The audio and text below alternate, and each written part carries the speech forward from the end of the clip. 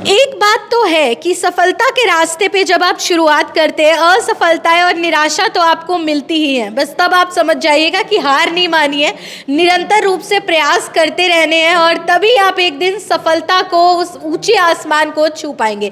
तो इस वक्त आप देख सकते हैं स्क्रीन पर बनर्जी सर है, मिहिर बनर्जी, जिनको किसी इंट्रोडक्शन की ऑब्वियसली ज़रूरत नहीं है।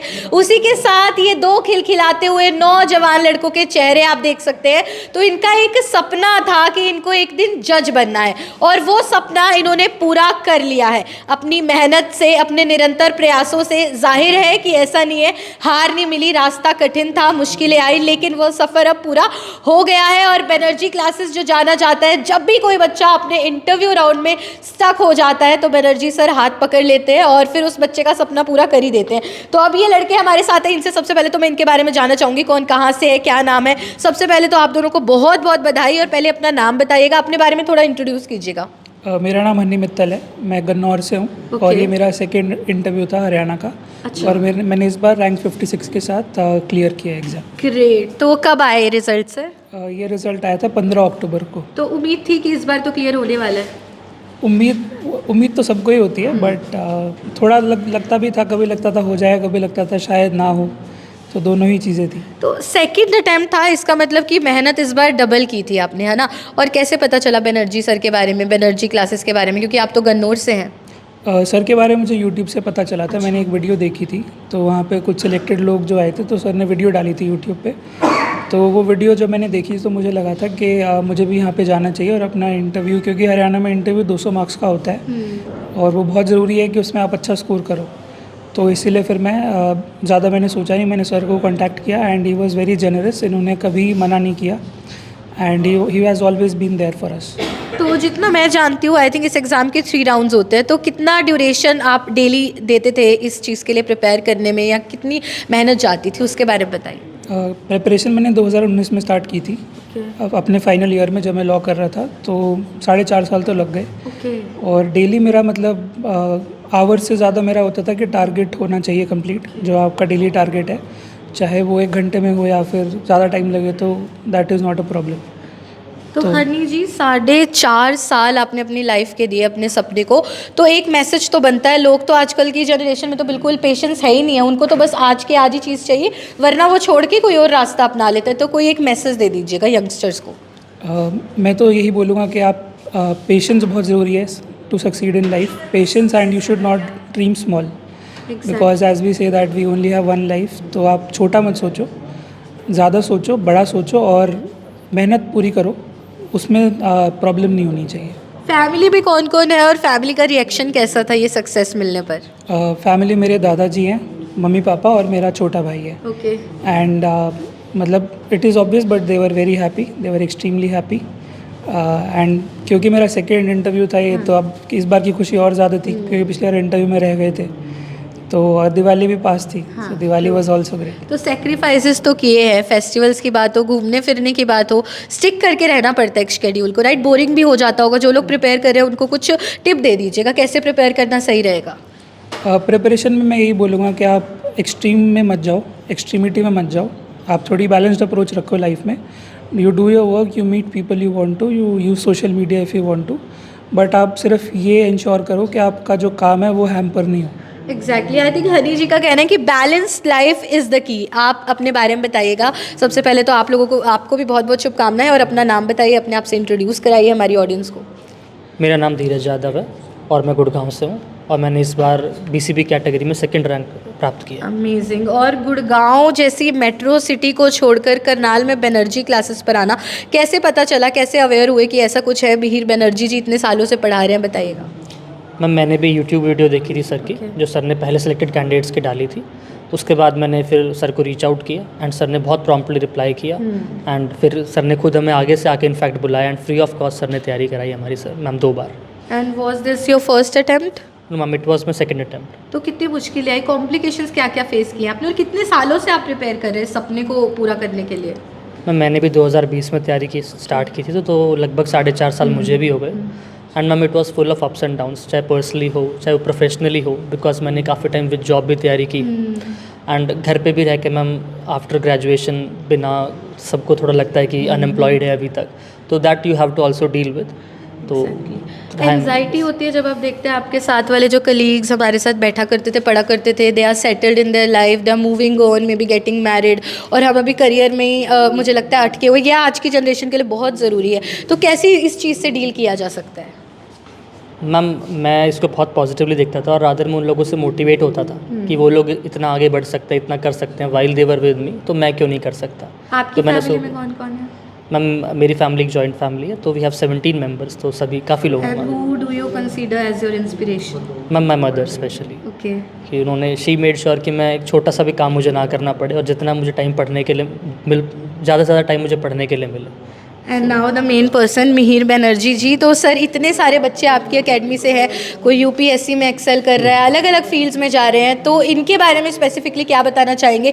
कब इनकी जर्नी शुरू होती है, कैसे आपने डील किया? क्योंकि जाहिर है जब ड्रॉप आउट के साथ कोई बच्चा आता है तो उसके ऑलरेडी बहुत बैगेज होता है माइंड में, तो कैसे डील किया जाता है उससे?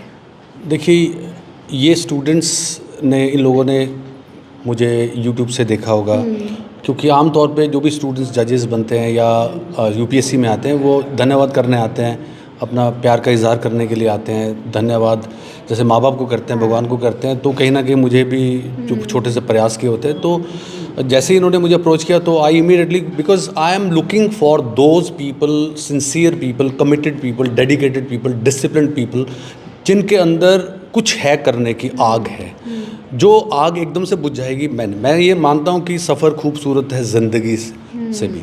अरे यार, तुम मंजिल बाद में मिलेगी, तुम सफ़र का मतलब हिंदी का सफ़र भी और इंग्लिश का सफ़र भी, सफ़र करो यार।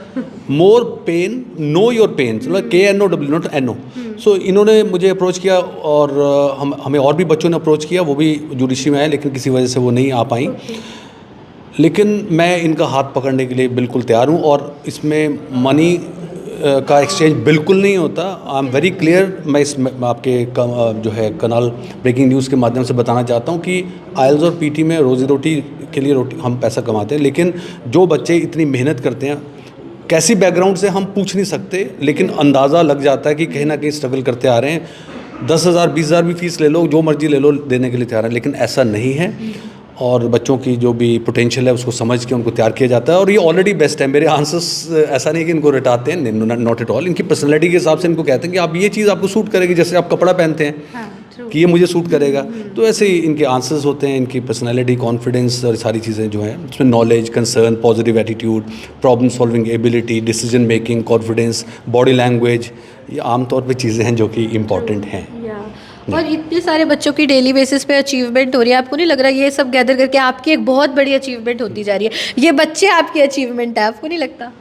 मैं तो हर स्टूडेंट में मिहिर बैनर्जी देखता हूँ। वो मिहिर बैनर्जी जो कि 6 केले लेने से पहले सोचता था कि पैसे हैं या नहीं है, वो मिहिर बैनर्जी जो ट्रेन में सारी रात खड़ा होकर के जलंधर जा रहा है या जयपुर जा रहा है एग्ज़ाम देने के लिए, वो मिहिर बैनर्जी जो करनाल आने से पहले भी दोस्त से 26 रुपये लिए थे, वो मिहिर बैनर्जी जिसने फेलियर्स देखे बहुत सारे, वो मिहिर बैनर्जी जिसने चंबल की नदी में छलांग लगाने की कोशिश की कि इसलिए कि ज़िंदगी कुछ नहीं है, ठीक है, लेकिन कहीं ना कहीं वो जो छोटी सी लड़की मांगने के लिए मेरे पास आई थी, तो उसने मेरी ज़िंदगी बदल दी। I would have definitely jumped into river, मैं तो अब तक तो खलास हो जाता। लेकिन उस लड़की ने जब मेरे से मांगा कि मुझे कुछ दे, तो मुझे ये लगा कि ये लड़की, इसके पास कुछ नहीं है लेकिन फिर भी जीने की आरजू है, तो वो जीने की आरजू उस लड़की ने दिया। कौन थी, कहाँ से आई, कैसे आई, that change my life, that change my life. Failures ने मुझे बहुत कुछ सिखाया, और मैं इनका हाथ सबका पकड़ूंगा और पकड़ता रहूँगा, एंड तक साथ चलूँगा। Very nice. और ये तो अभी रिसेंट स्टूडेंट्स रहे हैं बनर्जी सर के, एक ओल्ड स्टूडेंट भी है रविंदर लाठर जी, जिनको हम सब जानते हैं नीलकंठ स्टार ढाबा से। सर आपका कैसा एक्सपीरियंस रहता था बनर्जी क्लासेस में? यहाँ आप भी बैठा करते थे कभी? बिल्कुल, मैं एक्चुअली यहाँ बैठने वाली तो मेरी एज नहीं रही, बट मेरी जो हमारी नेक्स्ट जनरेशन यानी बच्चे, वो यहाँ ज़रूर, मेरे सारे बच्चे यहाँ पढ़ते हैं। तो मैं सिर्फ इतना कहना चाहूँगा, आपके जितने भी कनाल ब्रेकिंग के फॉलोवर्स हैं, मैं उनको कहना चाहूँगा कि वो इस न्यूज़ को शेयर करें, सो दैट जो रूरल एरिया तक भी, कि जिन लोगों को दिल्ली चंडीगढ़ भागना पड़ता था एक इस यूपीएससी या सिविल सर्विसेज की प्रिपरेशन के इंटरव्यू के लिए, उनको दूर जाने की ज़रूरत नहीं है। वो अपने घर में बैठ के भी डेली अप डाउन बेसिस पे भी यहाँ कोचिंग ले सकते हैं। ऑनलाइन जो यूट्यूब चैनल्स हैं सर के, उन पे भी वो लोग कोचिंग कर सकते हैं। ऐसा नहीं है कि आपके होम टाउन में वो फैसिलिटीज़ या वो आपको टीचर्स फैकल्टी नहीं मिलेगी। तो आज आपको सब कुछ अवेलेबल है। मैं इसलिए चाहता हूँ कि सारे फॉलोवर्स इस न्यूज़ को मैक्सिमम से मैक्सिमम शेयर करें, कि जो आज यंग ब्लड्स को एक शेप दे के और उनको इतनी कम एज में उन्होंने अपना फ्यूचर सेव कर लिया। तो मैं चाहता हूँ और भी जो यंग ब्लड है वो आगे आए, एकेडमी को ज्वाइन करे और यहाँ से उनको काफ़ी कुछ उनके फ्यूचर में मिलने वाला है। सेकंड, सबसे ज़रूरी क्या है कि यहाँ कुछ बच्चे ऐसे हैं जो फाइनेंशियली स्ट्रॉन्ग नहीं है, तो उनको भी यहाँ पूरी हेल्प की जाती है और फ्री कोचिंग उनको दी जाती है। ये नहीं है कि मतलब हर तरीके से यहाँ सपोर्ट एकेडमी इस बैनर्जी एकेडमी में मिलती है। एक बॉन्ड टीचर का और स्टूडेंट का जो बॉन्ड मैं पहले भी आपको बताया कि यहाँ एक बहुत अच्छा बॉन्ड है स्टूडेंट और टीचर का, कि जिससे हेजिटेट नहीं करता बच्चा कि मुझे उससे कोई क्वेश्चन पुट करने हैं तो वो भी यहाँ अवेलेबिलिटी है। तो ये चीज़ मैं कहना चाहूँगा कि आपके माध्यम से कि मेरे छोटे भाइयों को बहुत बहुत कॉन्ग्रेचुलेशंस अगेन, और वो दूसरों के लिए भी अपने हमारे समाज के लिए एक मेंटर बने, सो दैट यंग ब्लड और अपना फ्यूचर सेव करें। Thank you. एग्जैक्टली, मुझे लगता है ये वीडियो आप लोगों के लिए बहुत ज़्यादा इंस्पायरिंग होने वाली है। तो जितने भी आपके यंग कॉन्टैक्ट्स हैं, स्पेशली जिन भी यंगस्टर्स के कॉन्टैक्ट में आप हैं और जो अपने करियर में एक्सेल करना चाहते हैं, बट एक तो वो फेज़ आता ही है जब आप भटक जाते हैं, आपको समझ में नहीं आता कि अब आगे कैसे जाना है। तो उस टाइम के लिए ये वीडियो उनको बहुत ज़्यादा मोटिवेट भी करेगी। और बाकी मिहिर बनर्जी तो है ही, अगर आपको लगता है कि आप में वो काबिलियत है, वो आग जैसे सर ने बोला वो आपके अंदर है, तो फिर बस आप भी एक बार विजिट कर सकते हैं बनर्जी क्लासेस को। और मुझे लगता है कि हो सकता है अगली बार फिर आप ऐसे खड़े होंगे और हम आपका इंटरव्यू करने वाले हैं। तो इस वीडियो को ज़्यादा से ज़्यादा शेयर ज़रूर कीजिएगा। भवन आरंग, करनाल ब्रेकिंग न्यूज़, करनाल।